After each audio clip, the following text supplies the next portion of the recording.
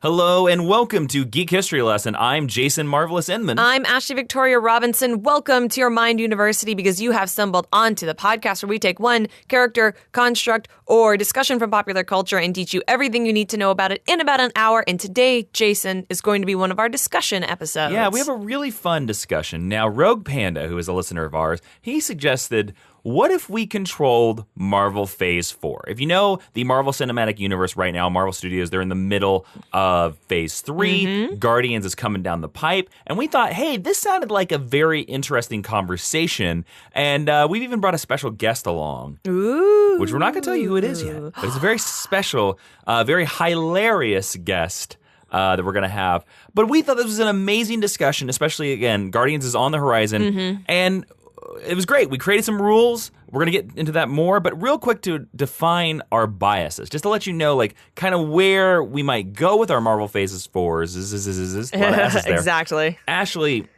what is your favorite Marvel movie and why? My most favorite... Marvel Studios movie, excuse me. My most favorite is, I think, maybe X2 might have edged it out. Marvel Studios movie is Captain America: The Winter Soldier. Captain America is a character that, as a non-American, I sometimes feel is difficult to relate to. And this was the movie that I thought did the best job at making him more accessible, I would say, I guess, to a wider audience. And just from the comic books, I really like Bucky. So I was really, really excited for this story to kind of be folded into the MCU. And I also really like spy movies. So it just hits all of my pre-existing biases because it's an espionage movie. So I think it's completely amazing. And I don't even mind, that much the Black Widow. Black Widow's not one of my more favorite characters, but I think this movie really shows how she is an important and integral member of the team, more than any of the Avengers movies, actually, which I think is sort of interesting when you hold it up. Plus, I think it is also one of far and away the most beautiful Marvel movies that we've ever seen. I don't think they necessarily have the strongest... Winter Soldier? Yeah.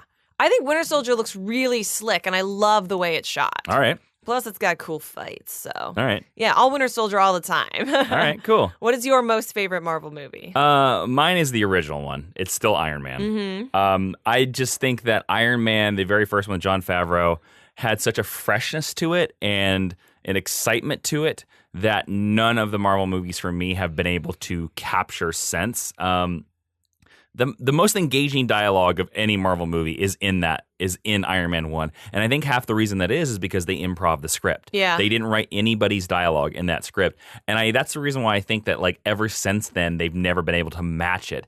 And, it mostly holds up. Yeah, they've been repeating that model over and over and over. And yeah, they have. But I rewatched it about a year ago, and it was still just as much fun as it was the very first time. Mm-hmm. And yeah, all the other Marvel movies since then, like, there are some better ones. Like Civil War has some really good parts. Winter Soldier has some really good parts.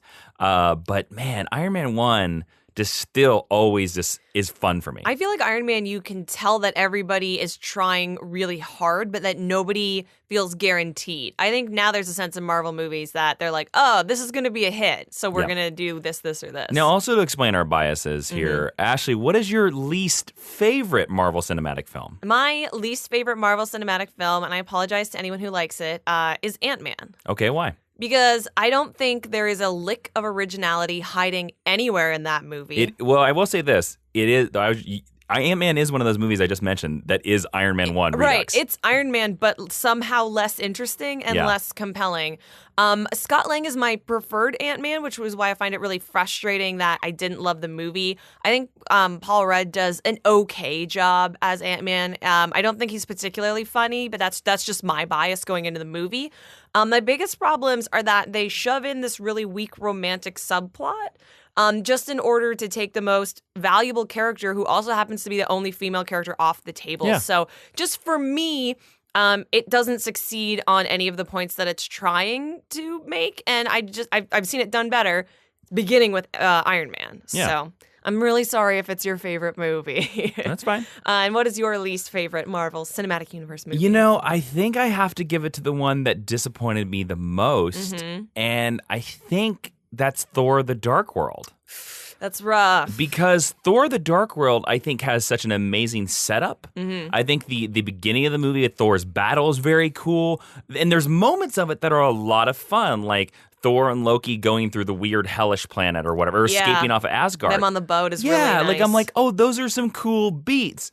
But then they just make, and this is a big problem Marvel has, their villain is just unmemorable.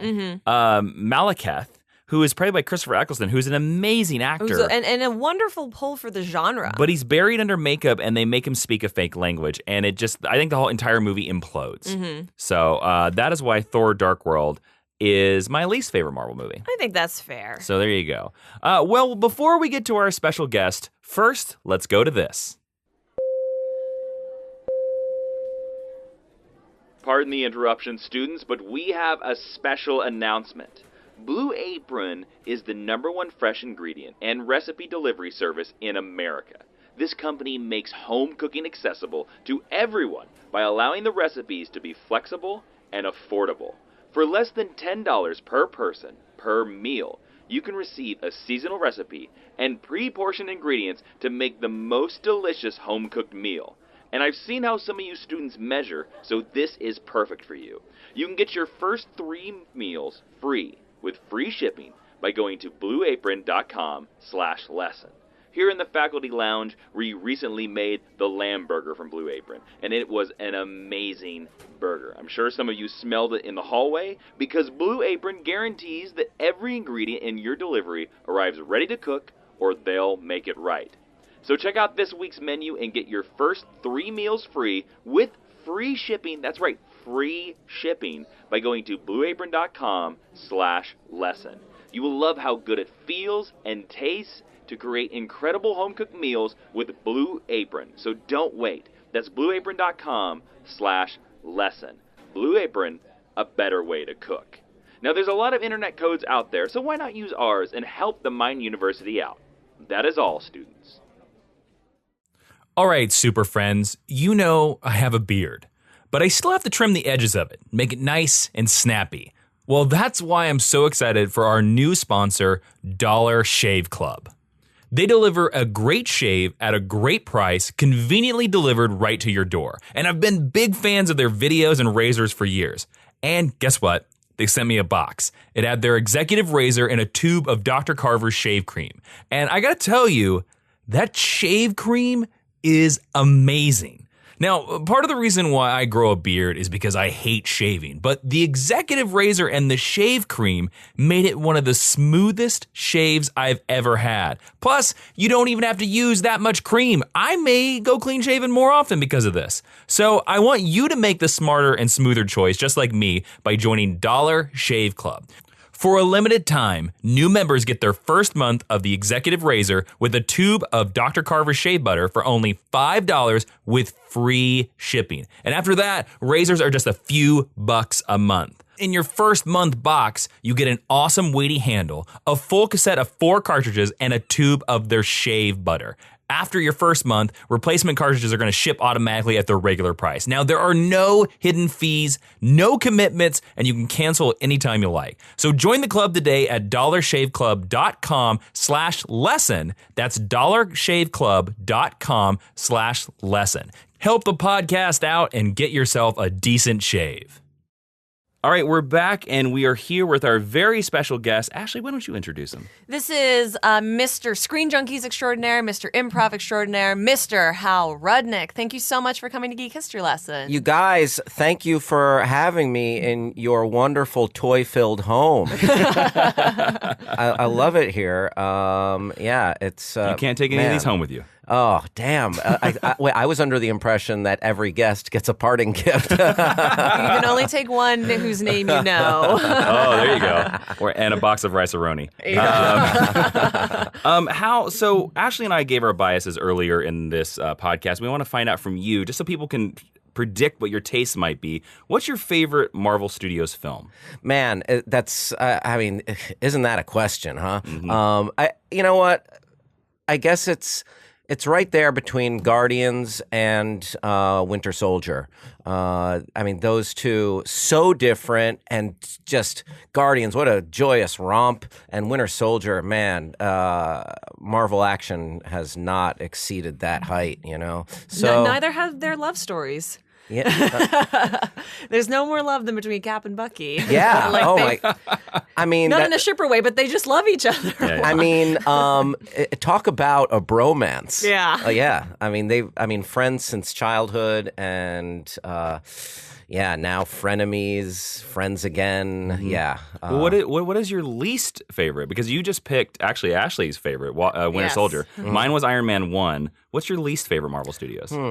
My least favorite, either Iron Man 2 or Thor. Thor Dark World. Or was Jason's least favorite. Yeah. Had some dips. I was you know what? I love the action sequence at the end of Thor Dark World. That redeemed it for me as they were going through the different dimensions. Who was Thor fighting there? Malekith. Malekith. The dark Malekith, elf king. yes. An elf. Yeah, I mean, again, sort of one of those classic kind of two-dimensional Marvel villains, but it redeemed somewhat by that last action sequence. I loved when they were going through those different dimensions, fighting each other. But otherwise, a few too many lulls. It's kind of what I said. Movie. I thought it had a great beginning that never really paid off. Yeah. So, all right. So let's talk a little bit about Marvel. So Marvel loves to do their movies in phases. Phase 1, of course, led to Avengers 1. Phase 2 led to I don't remember. And Phase 3... Age of Ultron? Age of Ultron. Was it Age of Ultron? I don't even know. I think so. We'll say that. Yeah. Phase 3 so far has had Captain America Civil War, Doctor Strange. Very soon we're going to get Guardians of the Galaxy Volume 2, Spider-Man Homecoming, Thor Ragnarok, and then next year we're going to get Black Panther, Avengers Infinity War, Ant-Man and the Wasp. Then the next year after that we're going to get Captain Marvel and an untitled Avengers film, which will finish Phase 3. So we're leaping all the way in this podcast to 2020. Wow. And I don't like to think about how old I'm going to be in 2020. and Infinity Wars, that's a two-parter, right? Well, It was originally, but it's now they've broken it up into Infinity War and then whatever this untitled Avengers movie at the end of the phase is going which, to be. Which my prediction is new Avengers. Yeah. So that they Right. can introduce a new team. Maybe Doctor Strange will join the Avengers, maybe Black Panther, Captain Marvel. So they can set up that some of these bigger actors are probably going to move on. Now, we made up rules for ourselves. And just to let you know, you guys can play along. And we want to read your list using our rules on Twitter at GHL Podcast. So each person on this podcast had to plan 5 movies. They could be sequels or they could be brand new properties. They're required to have an elevator pitch for each of their 5 and how it would progress the Marvel Universe forward. How lengthy you wanted to make each one of those is up to you. Now, none of your movies can contradict anything in the previous phases. And also, just to make it a little bit more interesting, if you wanted to use this, you could. Post-Infinity War, we were only going to assume that one character, one hero, retires and one hero or villain dies. So they are completely off the use. And you can use that if you want. You don't have to use that, whatever you want to do. The rest of the characters you have to assume survive the movie. You can't say that all the original Avengers are going to die in Infinity War. Yeah. All right.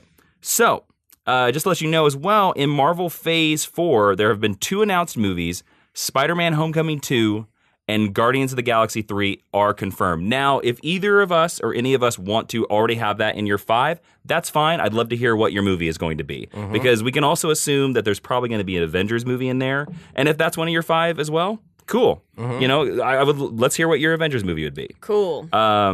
Because what are they going to do after they fight Thanos? Because we've had Thanos in this universe for 10 years now. We haven't done anything with him. All right. Yeah.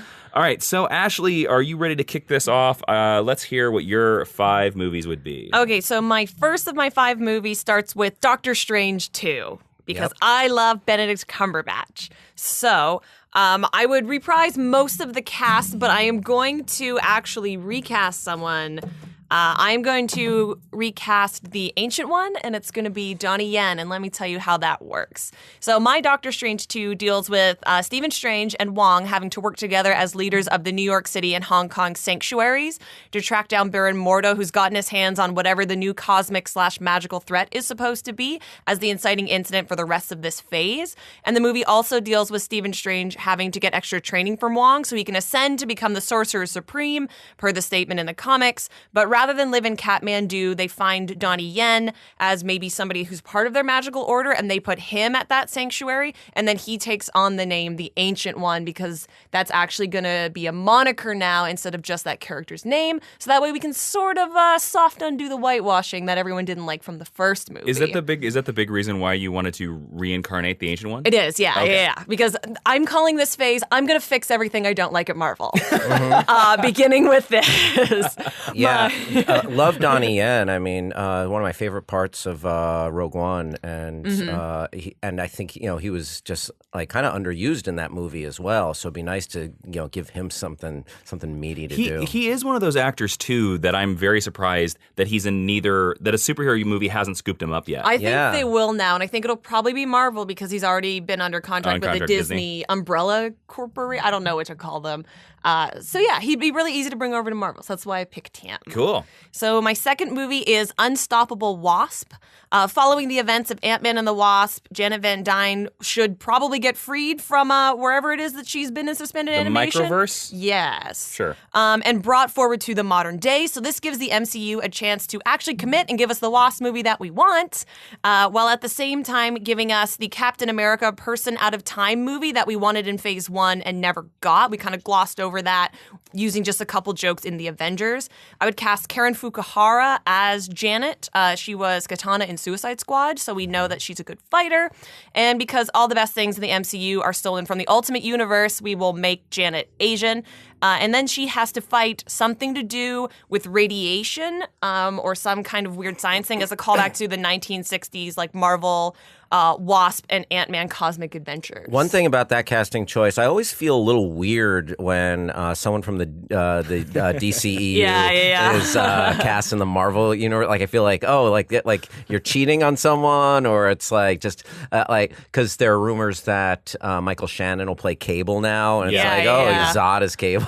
But I guess I can look past that. Well, they're not going to make a standalone Katana movie anytime soon, as much as Ashley wants it. So I'll put her over. They're not going to do Rick Avengers. Flag and Katana together because she has his back. If that's what it takes, I'm not a huge fan of the guy who plays Rick Flag, although he's supposed to be a lovely human being. But if that's what it takes to get a Katana movie, I would let it pass. He was really. Was he the same guy that played RoboCop? Yeah, he played second RoboCop. And he's in House of Cards. Yeah, he's good on House of Cards. Joel Kinnaman? Yeah, he's got a great yeah. name, but. Yeah, I don't know. He was fine in Suicide Squad. It rhymes with cinnamon. Let me ask you, Hal. I know you're a big fan of the first Ant-Man movie. If this Wasp movie was basically Ant-Man 3, would you be okay with that? Yeah. So that's interesting because Captain America: Civil War was Captain America 3, but it felt like an Avengers movie. Yeah. So at the end of the day.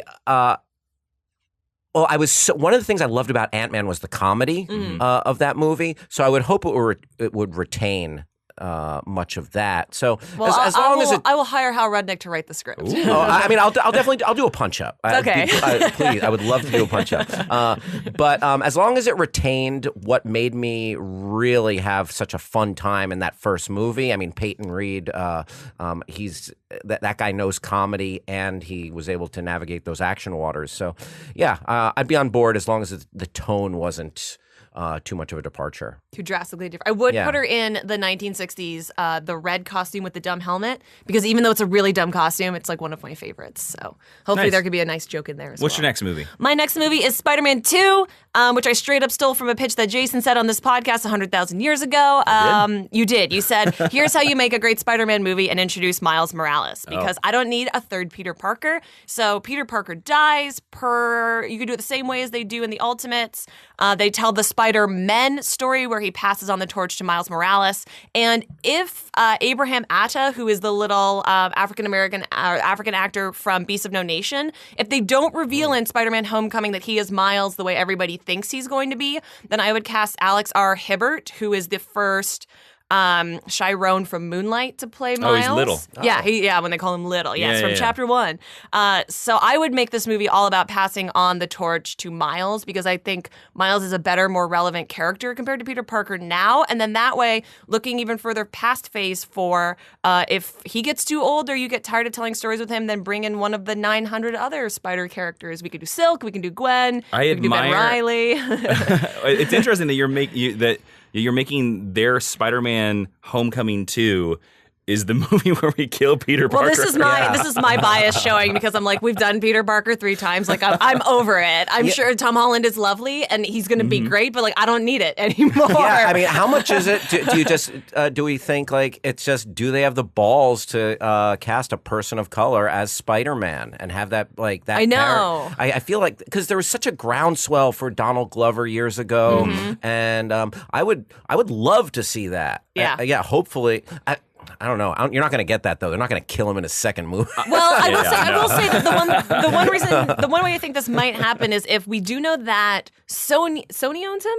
Yeah. Sony's getting a standalone Spider-Man movie after Spider-Man Homecoming. So if you got 2 whole, like, wonderful movies. And Sony also, by the way, is this still... This would be the third one where he Sony died. is still making that animated Miles Morales film. They are. Yeah. Okay. And they also still, they've stated that they're still open to the idea of doing a Sinister Six. So if in the meantime we get an animated Miles movie, a standalone Peter Parker movie, and a standalone Secret Six movie, or Sinister Six, I'm sorry, then this would make it the 4th movie. So, like, we've had a while with Tom Holland, so let's just kill him and bring in Miles. It'll be great. All right. Wow. Okay, you're starting to sell me. All right. There you go. What is your next movie where possibly a character dies?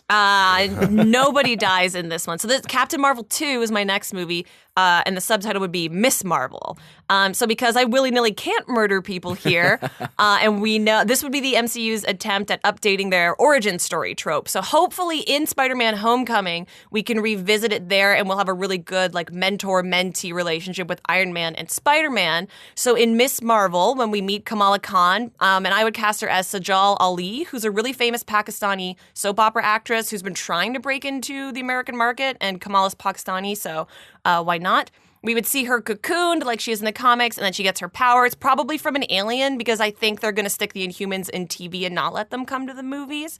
Then she gets discovered and mentored by Brie Larson's Captain Marvel until she can accept the passing of the mantle to a new character. And the movie ends with Captain Marvel going into space and Kamala left on Earth to defend her homestead. Because I need Captain Marvel to go to space for my next movie. By the way, I really like this idea. Thank you. Especially because Captain Marvel going to space could just put her right in the Guardians movie. Yeah, that was maybe what I was thinking. Which I think is a smart idea. Also, I will tell you this. I came so close to making one of my movies Miss Marvel. I came very close to making it. So good. Because she is this perfect character of color. And also she's a woman. And I think she would be a strong choice for Marvel to make a movie of in their next phase. And as an immigrant, like I had to have a character who's the daughter of immigrants show up. And Miss Marvel too, like this is my bias as well. It's one of my favorite comic book characters. So there's no way I wasn't going to include her. And I mean, I picked this actress to play her because I think she has like significant clout, but Marvel really likes to cast people who can define their careers on their roles. And this is another one that's a perfect opportunity to cast someone who we've never heard of before and ignore the articles online that say Victoria Justice needs to play her. Do not cast a white girl to play Miss Marvel, please. Are there really articles that cast her as white? Yeah, her and then the girl who's the lead of Girl Meets World because she is like part East Asian. I'm sorry, I didn't do enough research to know which part she's apparently descended from, but she looks very white. Yeah. And I feel like one of the great things about Kamala is that she is visibly a character of color. So, you know, cast someone a little more brown than that. But Victoria Justice is like a big fan canon casting, which frustrates me to no end. Nice. So there you go. Okay, so that would lead right into my Guardians of the Galaxy Volume 3, which would be just a takeoff on the classic Annihilation storyline, which is one of the best Marvel crossover cosmic level events, and it is what introduced the Guardians team to the modern audience before this movie came along. Captain Marvel would appear about halfway through this movie to help out the Guardians do battle against the Badoon, which she has done in the comics. The Badoon are a comics alien race that is green and fights the Guardians. And then by the end of the movie, she ends up as a full-fledged member of the team, and along with Mantis, Nebula, and Gamora, finally giving them more female characters than males as a paradigm shift from Guardians 1. And is that your 5th movie? That's my I don't know, fifth movie. Yeah, I have more movies that I could pitch. All right, so this wouldn't be the end of your Phase 4. This would not be the end of my Phase 4. I'll just say really quickly, I want to do a Black Widow and Hawkeye movie because we all want that, and why not? Scarlet needs a little facelift after all of that Ghost in the Shell nonsense. And then I would do Avengers 5 and Avengers 6, which would be building new Avengers teams led by Sam and Bucky with all the new cool characters that we saw. And my final Avengers story would be Secret Wars, where you could take... All right. Well, this is what I do. You could take all of the new Avengers team that you just built and put them in space, and then anyone still under contract with Marvel Studios who wants to show up for this movie, this would be like a last big hurrah for all of them. And this would be a way to introduce the alien, even though Miles has a black suit, to introduce the alien symbiote suit if you want to find a way to include Venom. How Secret Wars is the story from the 80s, I don't know if you know, where it was basically made for toys, where all the heroes in the Marvel Universe were taken to this alien planet, all the villains in the Marvel Universe were taken to this alien planet, and they were forced to fight each other. It's very silly. Yeah. It's generally forgettable, except for the fact that is the storyline where, again, Spider-Man gets his black costume, and that's where Venom is introduced. Yeah. So it would be like an insane movie. It would, but the name Secret Wars is like a good name from the Marvel Comics, and then that way you could have one last hurrah for like certain characters. And that's definitely a standalone film. Yeah. But it could be a reset to a new status quo, which I feel like they tried to do with Age of Ultron, but didn't quite get there. work. And I think that Is Secret could I find Secret Wars as a graphic novel, Yes. just like all together? Oh, yeah. Okay. Yeah, But don't read Secret Wars 2. Okay. It's really bad. Yeah, Secret Shot. All right. So that's my phase. Hal, what do you think about Ashley's Phase 4? I really it's pretty ambitious. Tell me it's good, Hal. Listen, it's pretty ambitious. She takes some broad swings trying to kill some major characters, but there's an eye towards inclusiveness, and I like just adding absolutely diversity to the MCU. And then I really like some of the bridges between characters and worlds. Like I like that idea of infusing Miss Marvel into a Guardian story or those kind of things. So overall, I say it's aces. Aw. Aces. Thank you. What do you think, Jason? I can't get past the death of Peter Parker. Like Spider-Man Just 2. murder Peter Parker and everything will be better, is all I'm saying. Can you imagine if Sam Raimi, that was before the invention of Miles Morales, but can you imagine if Sam Raimi, Spider-Man 2, he's like, all right, guys, I'm going to kill Peter Parker in the first act. But that was like, we're almost 20 years past. I can't see them doing it. We are, and it seems like yesterday. It's so weird. Yeah. Time is weird, you guys. But I can't see them doing that without like a 3-movie run. I agree. But then, I think it's about time. Mm-hmm. Yeah. I don't want to see another Peter Parker in my lifetime. High school, right? In high school, In high school. But you know the sad fact about it? I think we all are going to see another At least Peter one. Parker high school reboot. Yeah. Oh my. That's like my Groundhog Day. Like waking up and just finding like, wait, Peter Parker again? I'll tell you what I would do in that movie too. I would cast Sam Raimi to be the character that actually killed Peter Parker. Oh wow. That's what I would do. So he brought Spider-Man into the world. Does he and act? he can take him. It doesn't matter. Okay. He can just like run been in cameos and in like his stab movies. him and then leave. Like, but All it right, has to be Sam Raimi. You've now turned me around. There you go. Not bad. Yeah. That's a real full circle. Yeah. All right, Hal, let's hear your Marvel Phase 4. Okay, so mine, they're not as detailed as Ashley's, and but this is just some things that I'd be excited to see coming up in Phase 4. All right, right off the bat, I think the time has come, and Ashley mentioned this at the end. She stole a little of my thunder. I'm sorry. That's okay. A Black Widow origin story. I would love to see that. And I think you do that movie with Black Widow on a standalone mission, and throughout you go back and forth with flashbacks to find Natasha Romanoff being saved during Stalingrad. Kind of Bourne style. Yeah, kind of Bourne style. Ooh, nice. Absolutely. And we've Scarlett Johansson is she lends herself to that. I mean, I feel like Lucy is, also has that kind of tone to it. And I would love to see her on a mission and then finding, cast a young actress. I'm not sure. I don't know if you guys have any suggestions to play a very young Black Widow. Like younger in than training. someone like Sophie Turner? Who's Not going to be 20 any second now if she's not yeah, already? I mean, she's she could play a little younger. But I think we'd want to see the training that she gets as a It's like a 10-year-old. as a 10-year-old. You know who's got a great look, but I don't know if she can handle the physical stuff, is the girl who plays Cheryl Blossom on Riverdale. Oh, yeah. I think she's around the same age, though. She's like she's red 20. hair, but she looks young. Sure. I think she looks younger than Sophie Turner. And in thinking of that, have you guys seen the movie Salt with Angelina Jolie? Yeah. Yeah. Comic book movie. Yeah, it's is it? Yeah. Oh, is Salt based on a comic or a graphic novel? It's based on a graphic novel, yeah. Oh, wow. Yeah. I mean, I feel like there's so much of that in Black Widow. It's very similar characters minus the Avengers, etc. And the red hair, yeah. So yeah, something it would have. Salt meets Black Widow kind of origin story, and Black Widow. We just learn about her, and maybe she's out for vengeance against someone who wronged her as she was being trained, as she was being brought through that world of spies and espionage. And would you want the villain to be a super villain, or would you want the villain to be like a Russian general kind of guy? I'd want the villain to be a little bit more of a Russian general type guy, because I think. That character, especially because her powers are basically she's a master spy and an ass kicker, right? It would lend itself for her to fight non-superpowered villains. So,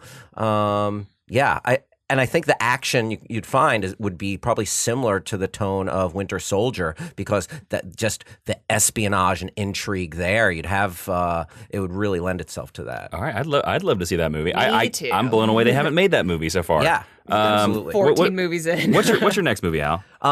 Guardians 3, Nice. Guardians Volume 3, absolutely. And so how much? Let me ask you guys, as you've definitely deeper knowledge of the comics than I. So how much do Guardians in the comics interact with Nova? A lot. Yeah. So and they clash, don't they? Here and there. Okay. It just depends, because in the comic books, the Nova are more of like the Green Lantern Corps. Yeah. And the Nova Corps has superpowers, which I think is something that we're going to see down the line in the Marvel Cinematic Universe, because right now they're just basically space cops. And Gamora has a really long-standing romantic relationship with Richie Rider, who is one of the most well-known. Who is the Nova, apparently. Yeah. Yeah, because Nova, that's a group that we just, barely see in the first Guardians film, and I'm really intrigued by what they could bring to the MCU, and there could probably be a Nova standalone film down the road. So I'd love to see a Guardians film that's just like, the straight up good time Guardians that we love and that's being sold to us in the second Guardians trailer. I want more of that. That is something that I think, the MCU should not stop giving the fans, because it's such a different tone, and it is kind of the... I had Star Wars when I was a kid, and I have it as an adult. But and until well after you die, yes, we're not gonna live to see the last Star Wars movie. No one in this room will. But Guardians brought me some of that kind of excitement. It did me too. It did really feel a little bit like, there's some stuff in this we've never seen before. Yes, exactly. So I'd love to see a Guardians film that really, as well as scratching that Guardians itch for just these rollicking good space adventures that I think they can deliver, be a springboard for a Nova film, and we could have these awesome space cops. Yeah, I love that.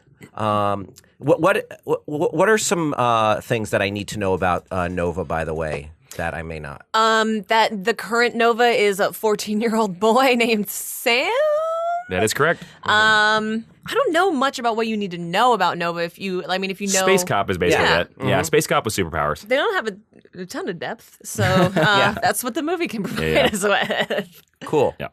All right. Here's a crazy choice, but I mean, we're setting up for the world, and I'm going to ask a question that probably maybe I shouldn't ask. I don't know. You tell me. All right. But what about a Defenders movie? You'd sold Jason right there. I would kill for that movie, but I just don't think it's going to happen. But pitch me on it. Okay, because the TV universe and the MCU cinematic universe, the Marvel Cinematic Universe, we obviously never the twain shall meet. It seems, except so they claim, except Easter eggs in obviously like news clippings and stuff in the police station. But man, the Punisher is it might be my favorite Marvel character of all time. That was my favorite comic as a kid. And man, to see the Defenders in a situation where they had to help out on the streets and getting that kind of action, some of the action scenes in Daredevil rival the Raid and the Raid 2, Yeah. So, and I really want that moment. I want to see Charlie Cox Daredevil meet Tom Holland Spider-Man, because Spider-Man and Daredevil have a very, very long relationship. Daredevil doesn't like this young kid who thinks he can be a superhero. Yeah. And if you look at what they've presented in the Netflix universe, that definitely fits. Like, and I just want to see this movie. I want to see this scene where Charlie Cox Daredevil is just like, pack it up, kid, or I'll pack it up for you. Get out of here. You're selling me even more. Yeah. I just want to see the opposite of like when the Shatari invaded, because if they're all on the ground and they're just like catching people who are about to fall to their death, or like trying to move stuff off the street, like they are like picking up the Avengers mess during the fight. That also, they're probably like small time criminals and stuff trying to like use that distraction to loot or like have a bank robbery or something during all this chaos. And just talking to me about that relationship between Charlie Cox and Spider-Man. Why can't we? I'd love to see these guys playing on that grand scale where you can have like, an Iron Man cameo or Captain America stops in for a second. We'll see. My really, really big hope is that they're lying about this. And they are, because when the opportunity presents itself, they'll be like, oh, we planned this all along. And to me, that movie's Infinity War. And again, we're not going to see Infinity War for another year, but I'm like, if you're selling that movie as the giant cameo movie, you're telling me you can't. They're shooting Defenders and Daredevil and Jessica Jones right now. You're telling me you can't do one single shot of Charlie Cox in that costume looking up at the sky and then just CGI Iron Man flying past him. Or in a suit, for God's sake. Yeah. Like, he can just be the lawyer. All it would take is one shot of any of these characters in Infinity War, and we would all be like, they did it. Yeah, absolutely. Yeah, it would just like one shot be all you need, and then we can, they're incorporated, and that would allow for further entrance into the universe. But that would be so satisfying. But when's the Defenders series? I think in like 4 or 5 August. End of this year. Yeah. Gotcha.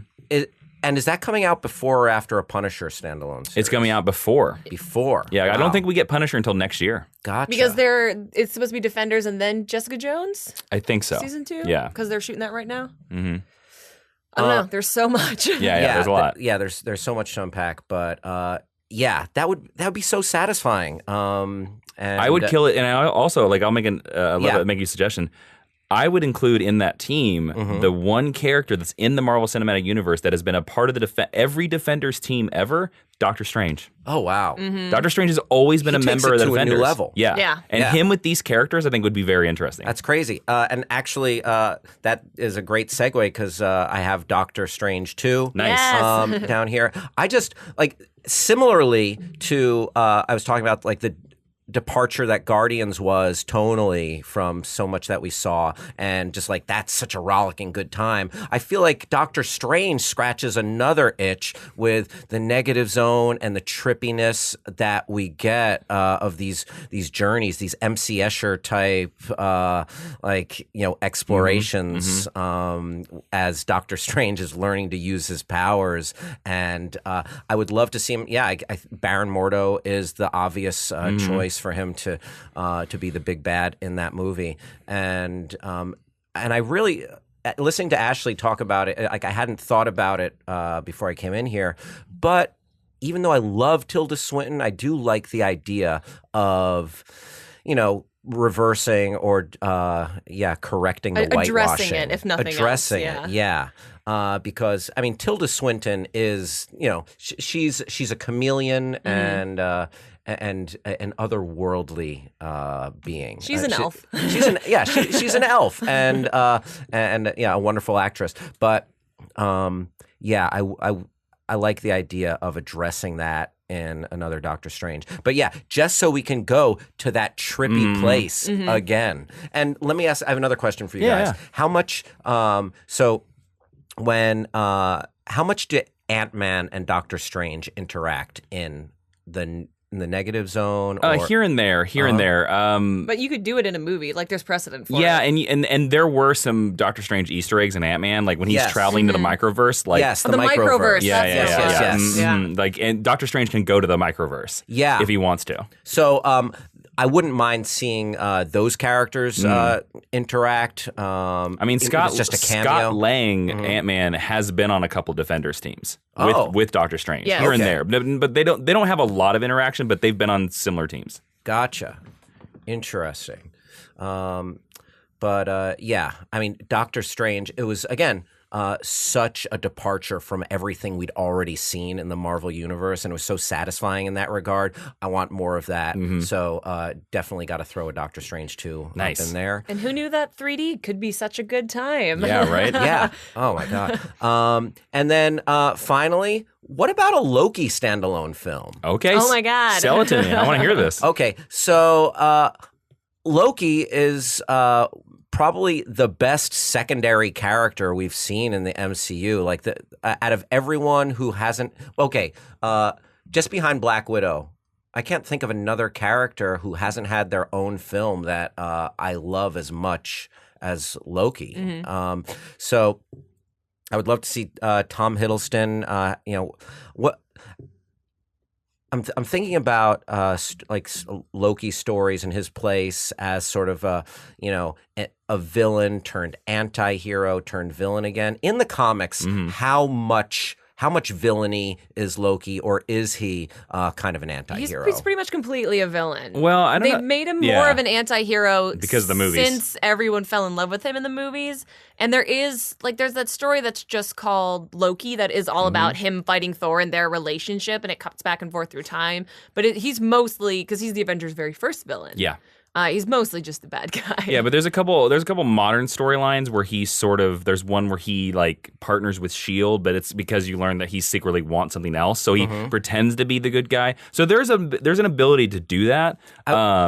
He's so great at cajoling and tricking people and getting into people's heads. I would love to see a movie where Loki has to rely on his wits and he has to use his just powers of persuasion to kind of get the upper hand on people. Maybe he's a prisoner. Maybe he's lost his powers. And then we see Tom Hiddleston navigate this world of maybe being... So he starts out in a negative place, maybe in prison, and then by the end, he's tricked people to either get his powers back or to free him, and he's off to Asgard or wherever again. From a marketing standpoint, that's an incredibly smart idea because Tumblr will be all over it, and they have a lot of disposable income. That's right.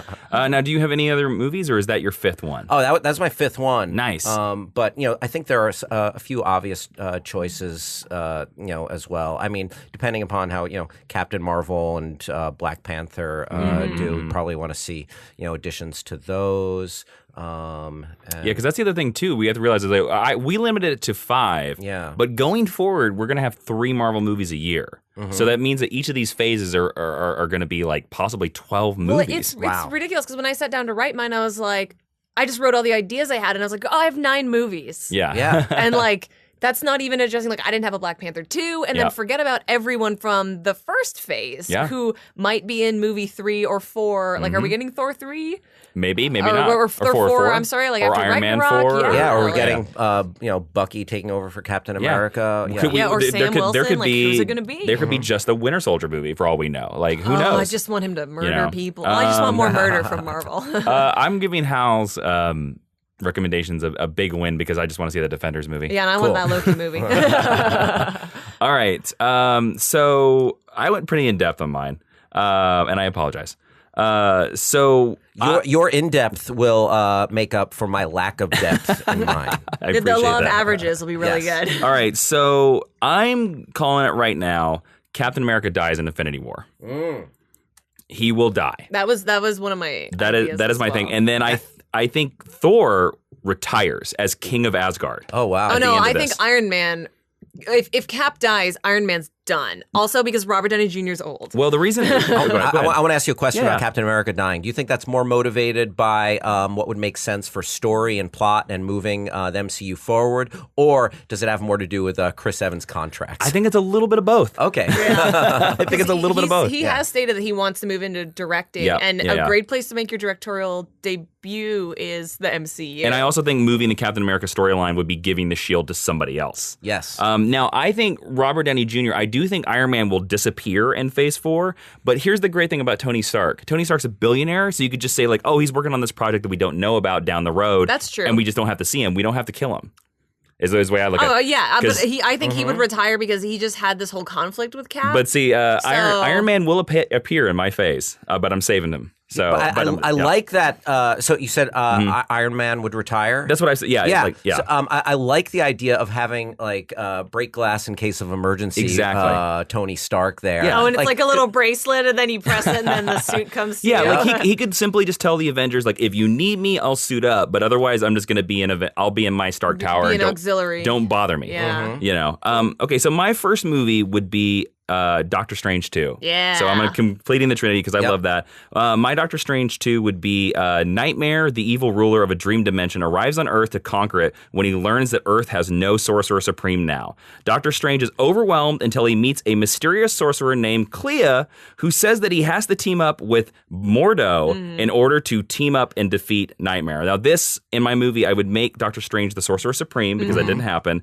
And then the audience will get 2 tidbits that will move the universe forward that Doctor Strange will not learn. It will be revealed that Clea is the daughter of Dormammu, and Wong will be revealed to be one of the shape-shifting Skrulls, which is a alien universe. In the first Avengers, the Chitauri are Skrulls. Gotcha. But they named them the Chitauri. But this would be, I would bring in the comic book Skrulls who are shapeshifters. Gotcha. I have a question. Sure. Did you pick Nightmare before or after Scott Derrickson said he really wanted to do Nightmare in Doctor Strange? Since I wrote this yesterday, I was like, that's the person I'm going with. Also, Nightmare is the first villain that Doctor Strange ever faces. Yeah. So I was like, all right, let's do... Nightmare is a way to do like a different villain that's similar to Dormammu, but not quite Dormammu. And Clea is classically one of Steven's love interests. Yes, which we didn't super address in the first movie. So would you make them fall in love? Yes, I would, because I want that. My idea would be that this would lead to Doctor Strange 3 in Phase 5, where he's full on fighting Dormammu, and then he gets betrayed by his love. So, and also in the comic books, he marries Clea. Yeah. So. But she mostly lives in the dark dimension. Yeah.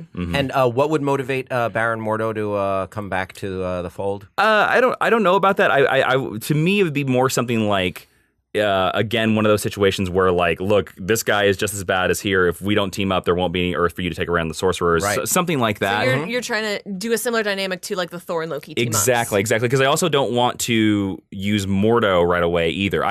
For me, Mordo would become the personification of Dormammu in Doctor Strange 3. Oh, that's cool. Keep Chiwetel Ejiofor around. Yes. Yeah. And also, Mordo, I think, is also, for me, the strongest anti-hero since Loki. So I don't want to kill him. I want to keep him around. Yeah. Cool. So because he could appear in other movies too. I like that. And it's good to have someone who can, turn to either side and be a little bit of a wild card like that. So, and then he somehow takes over Hawkeye, and Hawkeye gets real moody about it. Yeah. My second movie would be Thunderbolts. Now, Thunderbolts is a classic Marvel team. In this version, I had to change it quite a bit from the comic books to make it work in this movie universe, but Secretary of State Thaddeus Ross needs a state-controlled super team to combat superpowered threats because he's tired of the Avengers not following him. So he has to use most of the metahumans on hand who are villains in prison. You can't call them metahumans. This is Marvel. Whatever. And to make them palatable to the public, he creates a new public team called the Thunderbolts, gives them new identities, gives them new costumes. But this team would be made up of Baron Zemo, the Abomination, a new person in a yellow jacket suit. Oh, cool. Who would call themselves Mach 5, which is a callback to the Thunderbolts. And I would also bring back Maya Hansen from Iron Man 3 and say that she still has Extremis in her. Oh, I like that actress. That's cool. And then also I would add Black Widow to my team as like Ross's second in command to like keep these people in check. Also, if you wanted to, you could throw Mordo as one of these I was five. going to say you're not going to put the Winter Soldier on the Thunderbolt? No, I'm not going to put Winter Soldier on the Thunderbolts. But So, I mean, this might be way off base. Sure. How from what you're saying, Thunderbolts sounds slightly reminiscent to Suicide Squad. It's very similar to Suicide Squad. Now, the big thing about this is that all these people would chide against being used this way, but suddenly when they get public acclaim, they become more popular than the Avengers. They sort of slide back into like, well, I can be part of a military unit. It's not so much about being secret, which is what a big thing of the Suicide Squad. And also, this is not quite the comic book Thunderbolts because, again, I was like, well, how would the Thunderbolts exist in this universe? Electro and Punisher are a big part of the Thunderbolts. Basically think about Ross is like, I'm going to create my own Avengers team. I have all these superpowered guys. It's not about being secret. We're out there in the public. Gotcha. You know, that kind of thing. I don't, how it works or whatever, but two things I wanted to do is because this movie would really progress the Marvel Universe forward is that I would add a Red Hulk into this movie. Oh. Red Hulk is the villain of this movie. Cool. And Does he wind up being Ross? Well, in the comic books, he's Ross, but I don't want to make him Ross. I want to make him somebody completely different. Who I don't know. I'd leave that for I read the script.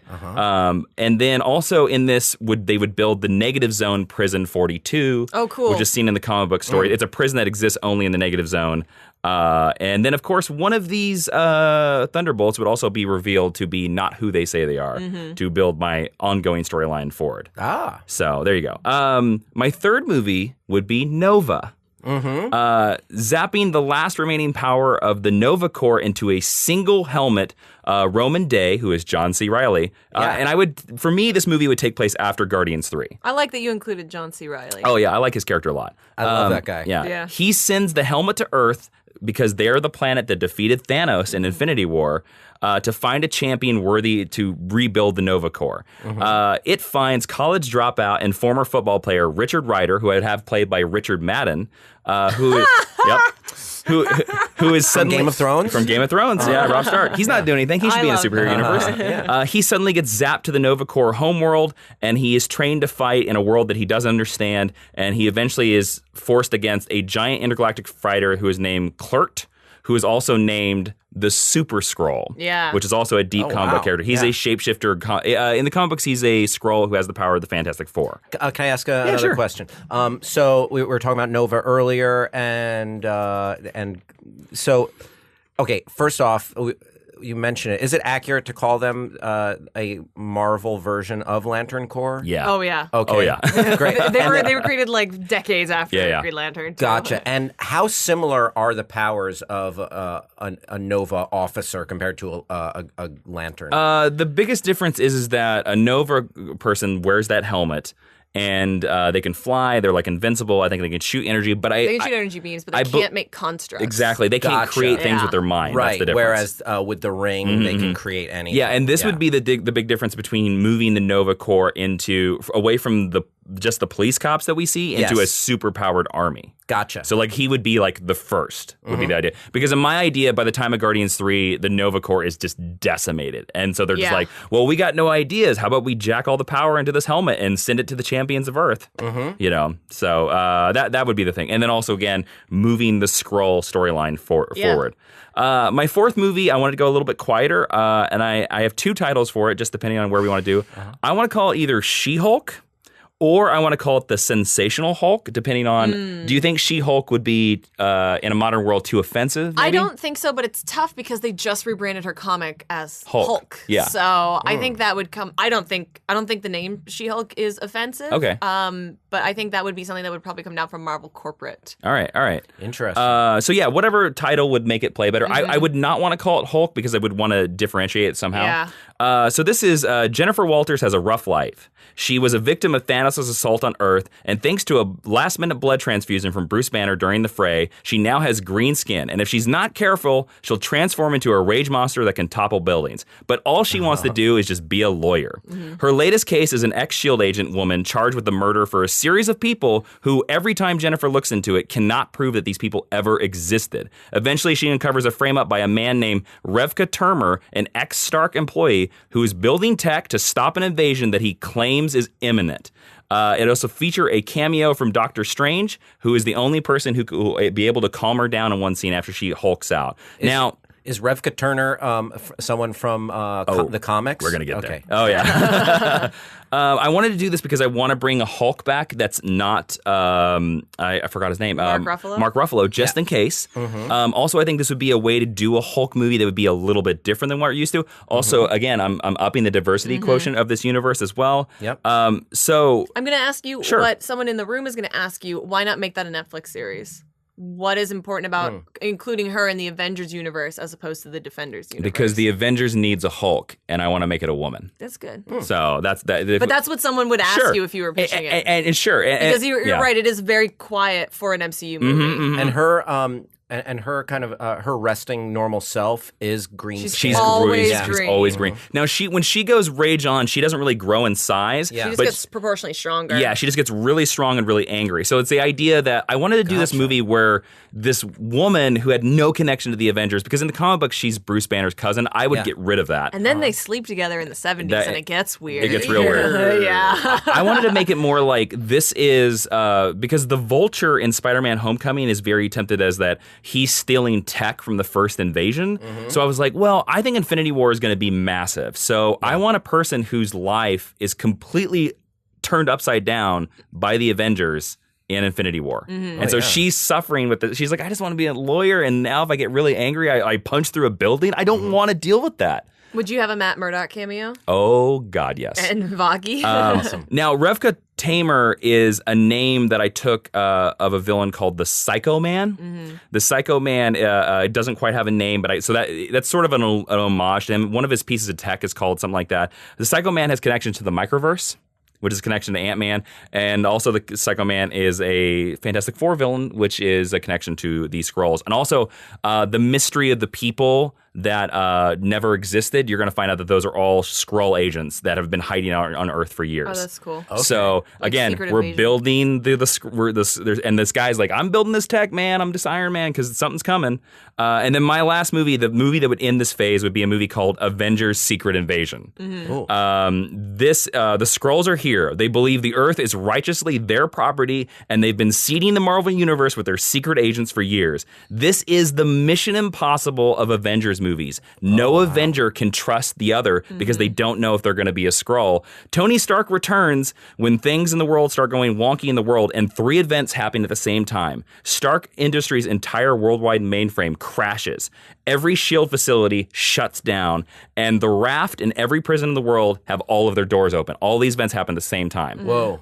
Every hero in the Marvel Universe, the Avengers, the Thunderbolts, Doctor Strange, all that, have to fight an army of shape-shifting enemies until they eventually break into the Skrull ship and the final battle, revealing that there are certain people that they thought long dead are now alive, including Captain America and Quicksilver.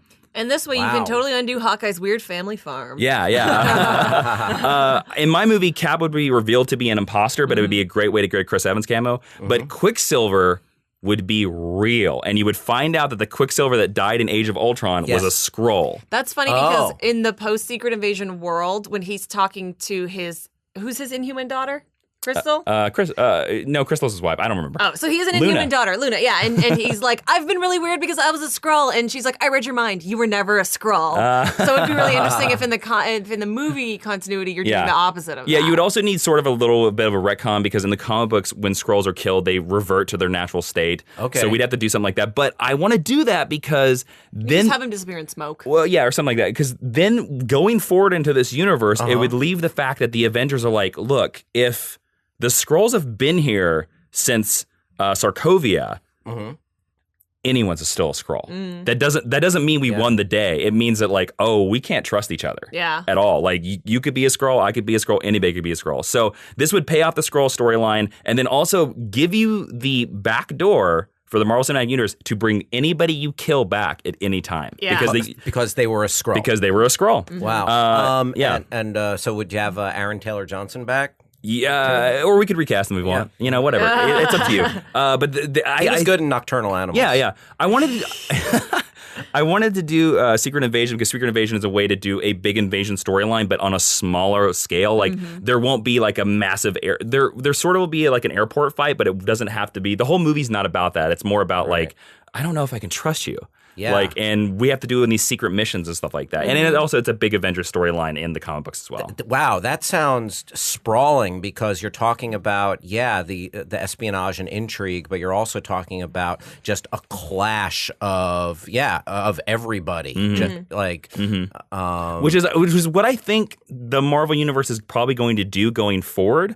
But I was looking. The reason I chose Secret Invasion was simply because I think Infinity War is going to be insane, and Civil War was already insane. Yeah. So I was trying to okay, how can we still do that insane movie? Because I think we're going to get a crossover insane movie now in every phase going forward. Oh yeah. But how can we do that, but with a different twist? Yeah. You know. So that's the whole reason. Nice. And my honorable mentions was I almost put in a Black Widow and Hawkeye movie. Yeah. And then I almost built in Fantastic Four.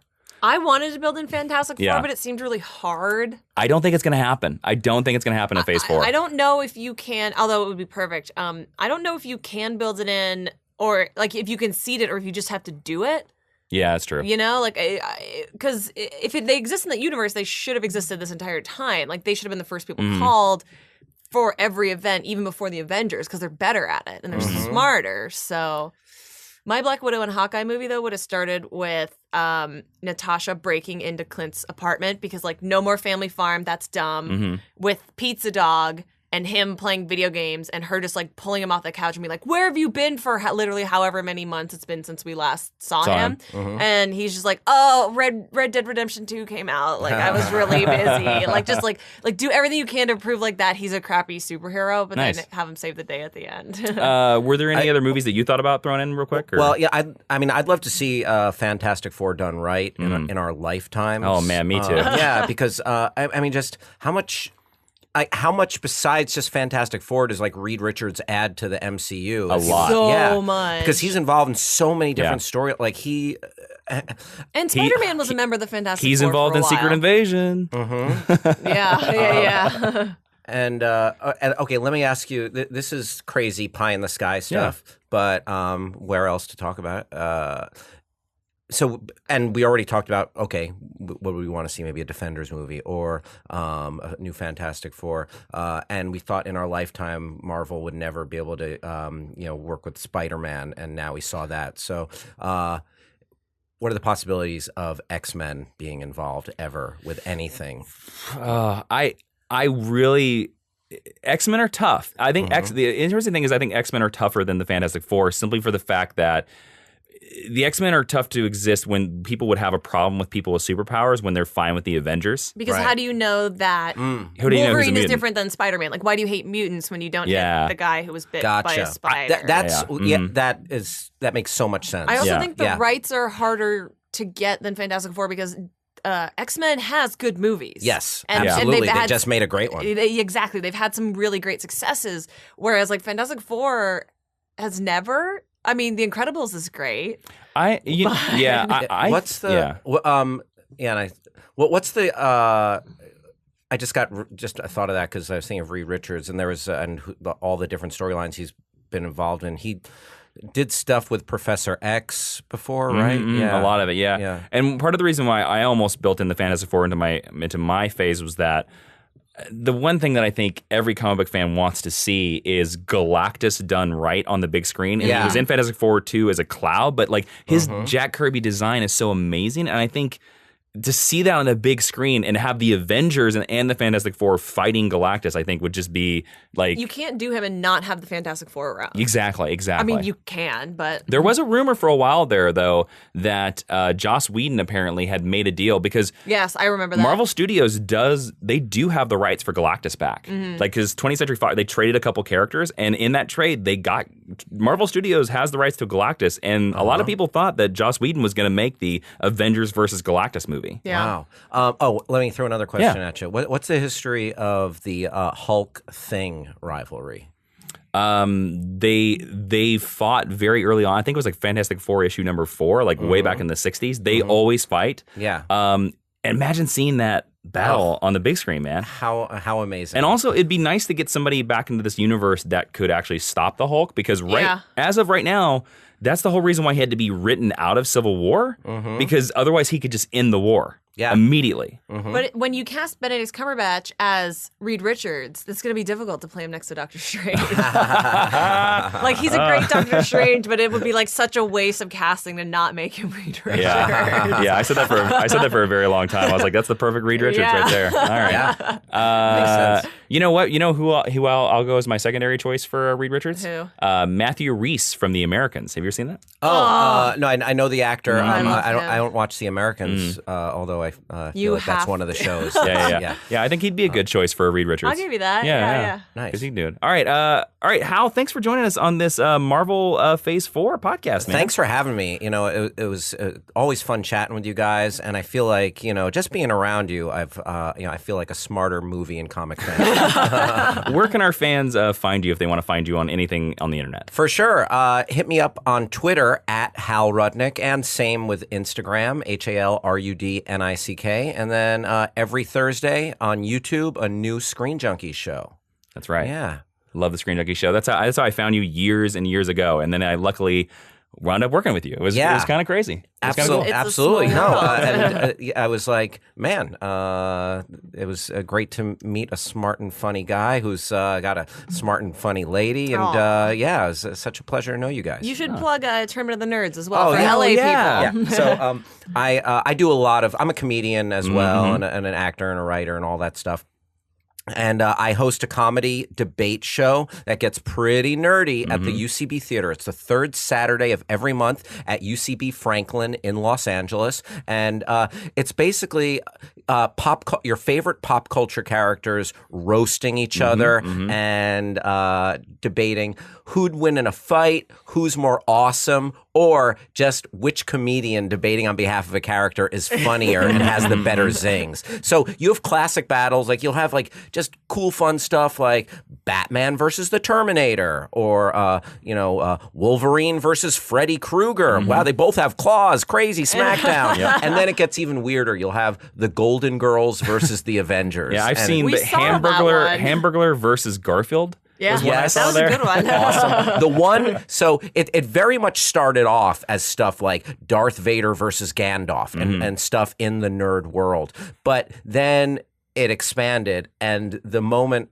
I knew it was becoming something delightfully different was when one of our battles was former President Lyndon B. Johnson versus the Kool-Aid Man. And I was like, what the hell am I watching? And I didn't realize that I needed to see that battle so badly. It's a super fun time, and we always have a guest judges, which Jason Inman has been one, and we have a lot of good comedians and celebrity judges sometimes, and it's always a good time. Well, we have a lot of Los Angeles listeners, so if you're in the Los Angeles area, the tickets are only $5, and you should go check it out at the UCB LA website. Yeah. Cool. All right, so guys, thank you for so much for listening. Don't forget you download us at iTunes and Stitcher, and make sure you leave us a review over there. And Ashley, we had a listener suggest this lesson, but so where can other listeners suggest future lessons? They can suggest future lessons at facebook.com/geekhistorylesson and on Twitter @GHL Podcast. There's a ton of different ways to contact us in both of those places. And real quick, thank you to Rogue Panda for suggesting today's lesson. Guys, I am at Jawiin, Jawiin on Twitter. Ashley is Ashley V. Robinson. And don't forget to go by patreon.com/Jawiin to support this podcast and also to hear Geek History Lesson Extra this week where we're going to have more Hal. More Hal. If you talking can more Hal. believe it. Oh, man. All right. I have been Jason Inman. I'm Ashley Victoria Robinson. This is Hal Rudnick over there. Thanks for listening, and we'll see you next week.